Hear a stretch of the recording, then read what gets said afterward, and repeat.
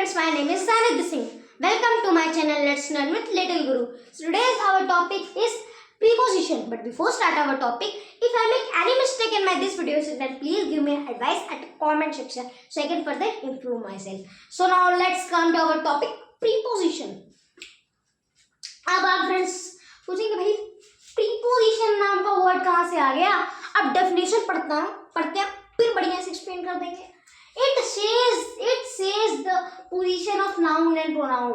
ये फ्रेंड्स हमारे नाउन और प्रोनाउन की पोजीशन बताता है। क्या बताता है? पोजीशन बताता है। अब आप कहेंगे थोड़ा समझ नहीं आया। आप देखिए, अगर कोई आपसे कहीं पूछेगा तो आप वर्ड लेकर, तो आप डेफिनेशन तो पूरी बोल के नहीं, आप बोर हो जाएंगे, वो भी बोर हो जाएगा। तो आप बोलिएगा प्रीपोजिशन, इसको अलग तोड़ दीजिएगा, प्रीपोजिशन को प्री और पोजीशन में तोड़ दीजिएगा।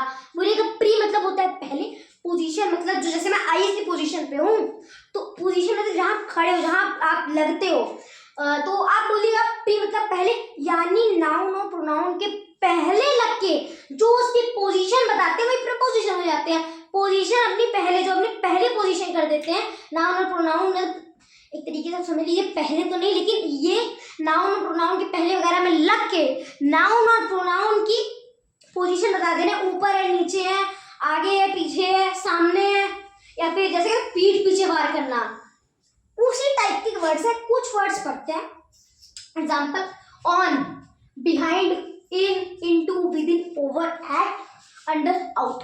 अब इन सबकी एक एक डेफिनेशन भी पढ़ते हैं फ्रेंड्स। आइए पहले ऑन मतलब होता है ऊपर। अब देखिए यहाँ पे क्या है, the book is on the table, जो हमारी बुक है वो टेबल के ऊपर रखी है।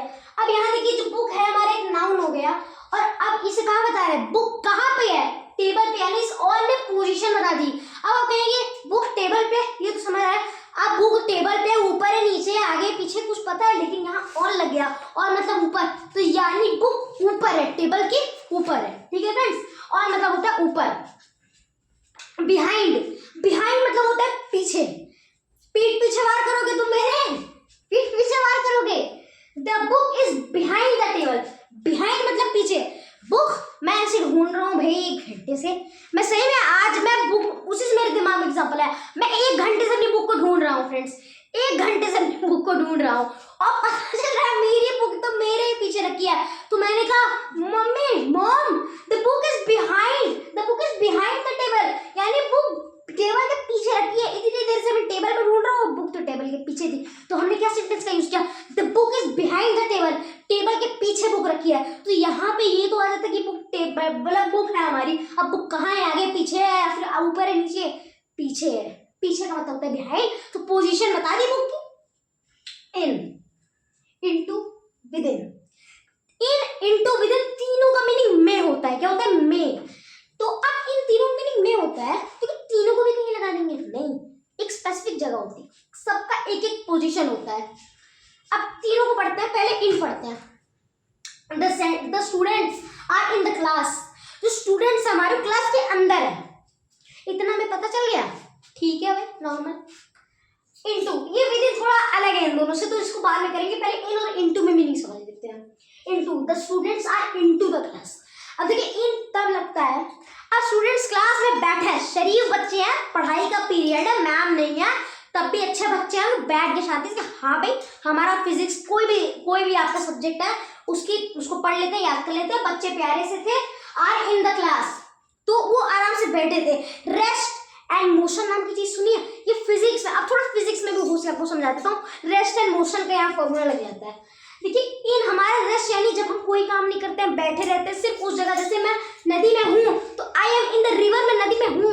अगर मैं यही कहूँ मैं नदी में तैर रहा हूँ तो I am swimming into the river. अब आप कहेंगे इनटू कैसे? देखिए इनटू हम तब लगाते हैं जब हम किसी चीज को मोशन करते हैं, नहीं चलते हैं। मोशन मतलब होता है चलना फिरना, हमने हाथ ऊपर नीचे करा, हमने हाथ को भी ऊपर नीचे करा तो मोशन में आया।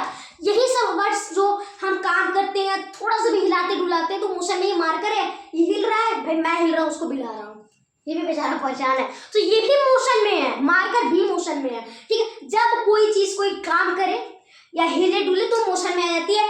अभी मैं खड़ा हूँ तो मैं मोशन में, मैं रेस्ट में हूँ। इन गेस्ट का यूज होता है।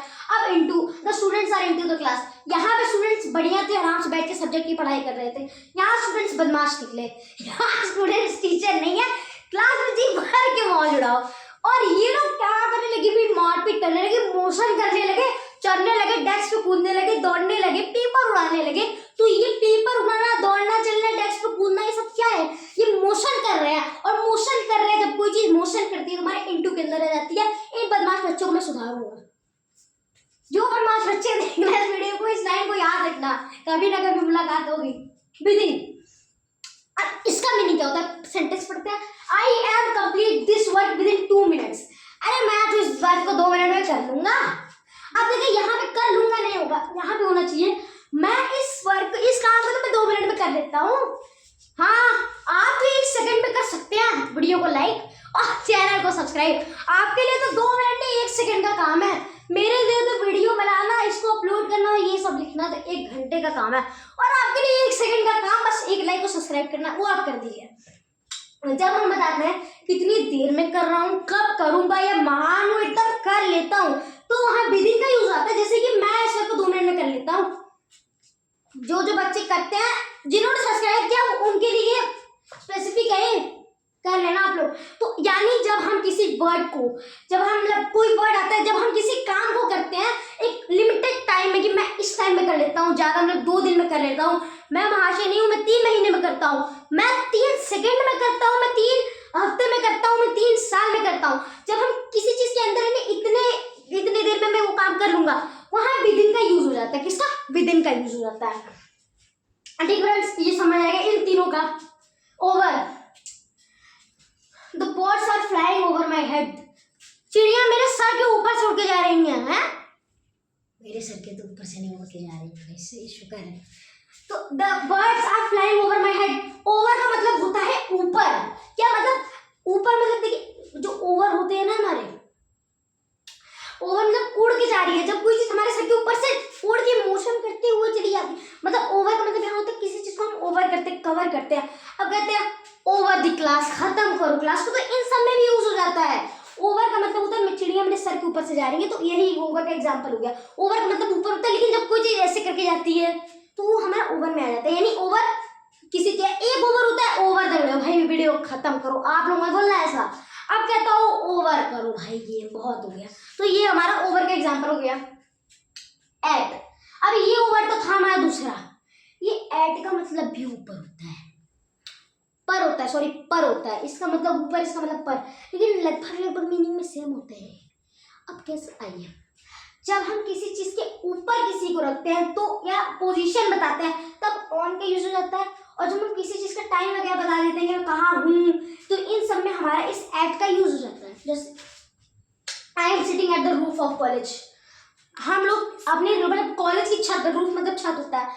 अब कुछ होते बदमाश लड़के, क्लास प्रोफेसर पढ़ा रहे हैं यहाँ पे अपना कंटेंट तैयार करके, और यहाँ पे बच्चे बदमाश निकले अपनी मनमर्जी कर रहे हैं, छत पे जाके मोबाइल चला रहे हैं। तो इन सब बच्चों के लिए ये वर्ड्स आ जाते हैं। ये देखिए,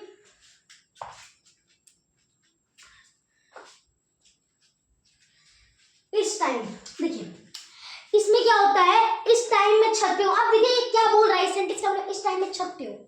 ये टाइम को बता देता है फ्रेंड्स, ये टाइम रिप्रेजेंट कर देता है, ये पोजीशन बता देता है। पोजीशन बताना भाई महान काम है, बट अब टाइम नहीं बताओगे भाई मैं कहाँ बैठा हूँ, छत पे, इस समय मैं छत पे बैठा हूँ, तो यही सब तुम्हारे एट में आ गए। यही तो अंतर हुआ ऑन और एट में, समझ आया? ठीक है फ्रेंड्स। अंडर, मैं आप लोगों के अंडर काम करता हूँ, आप ही लोग लाइक सब्सक्राइब करते हैं, आप ही लोगों के अंडर काम करता हूँ। अगर आपने किया तो ही करूंगा, अगर नहीं करूंगा तो आप लोग करिए जल्दी जाके, तो मैं आपके अंडर में। अब देखिए हो गया अभी सब मजाक थोड़ा, अब आते सीरियसली कि अंडर मतलब होता है नीचे।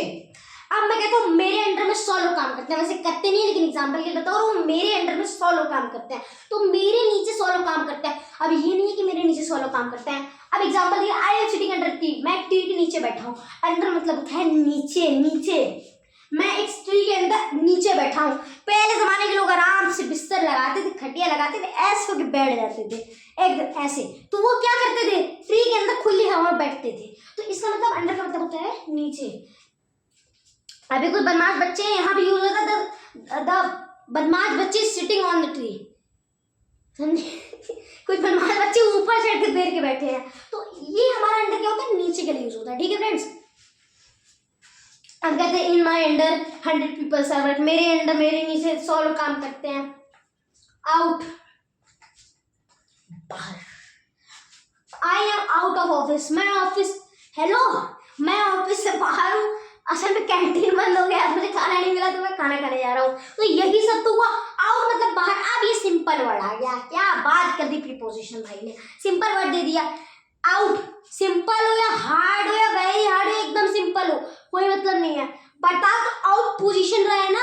अब मैं कहूंगा मैं ऑफिस से हूँ, अब ऑफिस से अंदर हो, बाहर हो, ऊपर हो, नीचे हो, कहाँ हो भाई, कहीं तो हो गए, लेकिन आउट ने बता दिया ना कि मैं ऑफिस से बाहर हूँ, तो ये आउट हमारा क्या, बाहर होने का काम कर दिया। तो ये हमारा हो गया प्रीपोजिशन।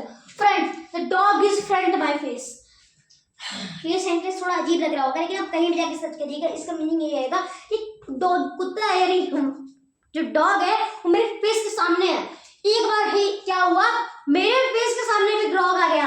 अब मैं सोचने लगा इंग्लिश में क्या प्रोनाउंसिएट करके बताऊं। उस समय मेरे को इंग्लिश का बहुत सवार था कि मैं इंग्लिश सीखूंगा, सब घर वालों को दिखाऊंगा। अब मैं इंग्लिश का बहुत सवार हूँ, मैं सोचने लगा क्या इंग्लिश में, तब तो मेरे ऊपर झपट गया। वो जो कुछ लोग आए उन्होंने मुझे बचा लिया, वरना उस दिन इंग्लिश के चक्कर में मैं गया होता भाई। सही बता रहा हूँ फ्रेंड्स आपको। ठीक है, आज हमने प्रीपोजिशन के बारे में पढ़ा, अभी तो नॉर्मल थोड़ा बेसिक पढ़ा है। किसी दिन टाइम मिलेगा तो आपको इसका पूरा कॉन्सेप्ट के साथ रूबरू करवा देंगे। अभी तो हमने पढ़ा है, इसके बारे में थोड़ा कुछ समझा दिया कि क्या होता है।